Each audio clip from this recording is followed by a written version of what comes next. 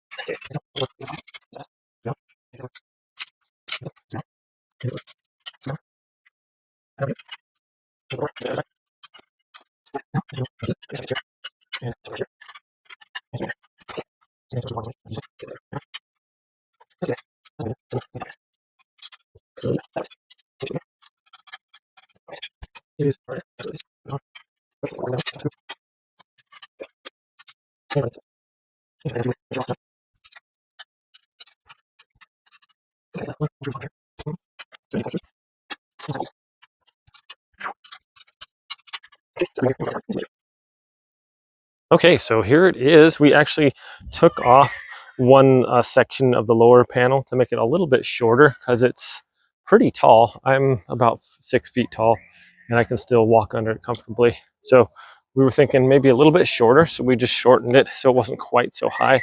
It'll be a nice little entrance to our garden, and we're going to have the plants climb up over the top there. I think it'll look really cool.